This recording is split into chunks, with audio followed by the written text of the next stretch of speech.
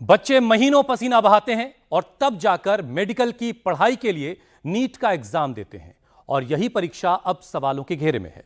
NEET परीक्षा में धांधली के आरोपों पर आज सुप्रीम कोर्ट में सुनवाई हुई। नीट एग्जाम को लेकर सुप्रीम कोर्ट ने नोटिस जारी कर जवाब तलब किया है। हालांकि सुप्रीम कोर्ट ने काउंसलिंग पर फिलहाल रोक लगाने से इनकार कर दिया है। नीट मामले पर 8 जुलाई को अगली सुनवाई होगी। नीट को लेकर सुप्रीम कोर्ट ने कहा कि परीक्षा की शुचिता पर असर जरूर पड़ा है।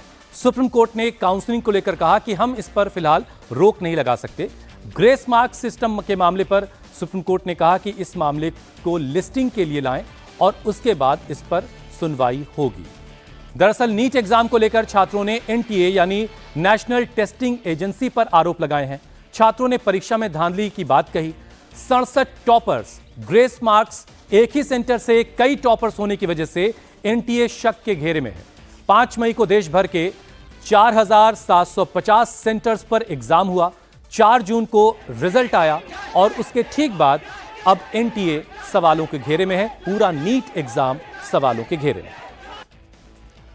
तो आज सुप्रीम कोर्ट में इसको लेकर के सुनवाई हुई है। सुप्रीम कोर्ट ने फिलहाल काउंसलिंग पर रोक लगाने से इनकार जरूर किया है, लेकिन एनटीए से जवाब मांगा है और 8 जुलाई को अगली सुनवाई इस मामले में होगी। लेकिन यह भी साथ साथ सुप्रीम कोर्ट ने जरूर कहा है कि जो एग्जाम का जो प्रोसेस है उसकी शुचिता पर सवाल खड़े होते हैं। देखिए, 5 मई को परीक्षा हुई थी, 4 जून को रिजल्ट आया और 6 सेंटर्स पर धांधली का आरोप छात्रों की तरफ से लगाया गया।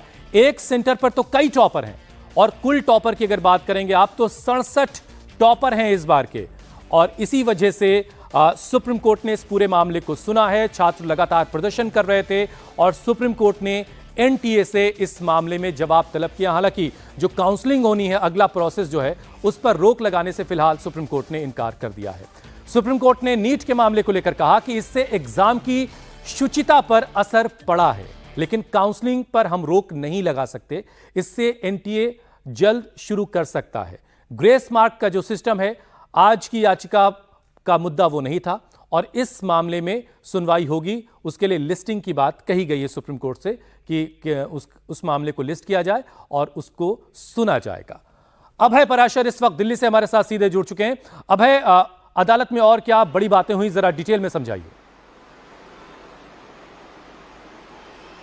देखिए, बिल्कुल इस पूरे मामले के अंदर जो याचिका लगाई गई थी हुसैन सुप्रीम कोर्ट में, उसमें साफ तौर पे ये कहा गया था कि 5 तारीख को जो नीट की परीक्षा हुई है इसको रद्द किया जाए। दोबारा से एग्जामिनेशन कराने की मांग भी जो है वो की गई थी। इस पूरे मामले के अंदर आज सुप्रीम कोर्ट में सुनवाई हुई और सुप्रीम कोर्ट ने हालांकि फिलहाल काउंसलिंग पर रोक लगाने से जो है वो इनकार कर दिया है, लेकिन एनटीए यानी कि नेशनल टेस्टिंग एजेंसी जो है उनको एक नोटिस जारी किया है और इस पूरे मामले के अंदर उनसे जवाब मांगा है कि जिस तरीके के आरोप जो लगाए गए हैं छात्रों की तरफ से, जो याचिकाएं लगाई गई हैं, उसमें एनटीए का क्या जवाब है। क्योंकि एनटीए के ऊपर गंभीर सवाल जो है वो खड़े करे गए हैं कि आखिरकार इतने सारे टॉपर्स जो है एक ही सेंटर से किस तरीके से हो सकते हैं, चाहे वो ग्रेस की मार्किंग हो। इन तमाम चीजों को लेकर याचिकाओं में तो साफ तौर पर यह मांग की गई थी कि इस एग्जामिनेशन को रद्द करके एक नई परीक्षा की जाए। अब यही बात समझने वाली है। कड़े शब्द सुप्रीम कोर्ट एक तरफ इस पूरे मामले में शुचिता पर सवाल उठा रहा है और काउंसलिंग की भी इजाजत दे रहा है, तो काउंसलिंग पर रोक नहीं लगाई, इसके साथ कोई ऑब्जर्वेशन दिया गया है? आखिर ऐसा क्यों नहीं किया गया? क्योंकि छात्रों की तो मांग ही यही है कि एग्जाम रद्द कीजिए, दोबारा एग्जाम करवाइए। देखिए, बिल्कुल फिलहाल सुप्रीम कोर्ट ने एनटीए से जवाब मांगा है। एनटीए के जवाब में क्या कुछ एनटीए अपना पक्ष रखता है उसको सुप्रीम कोर्ट देखना चाहता है। इसीलिए इस पूरे मामले की जो अगली सुनवाई है हुसैन, वो 8 जुलाई को होगी और उसके बाद सुप्रीम कोर्ट का क्या रुख होता है, क्योंकि फिलहाल काउंसलिंग के लिए तो साफ तौर पे इनकार कर दिया है कि उस पर कोई रोक नहीं लगाई जाएगी।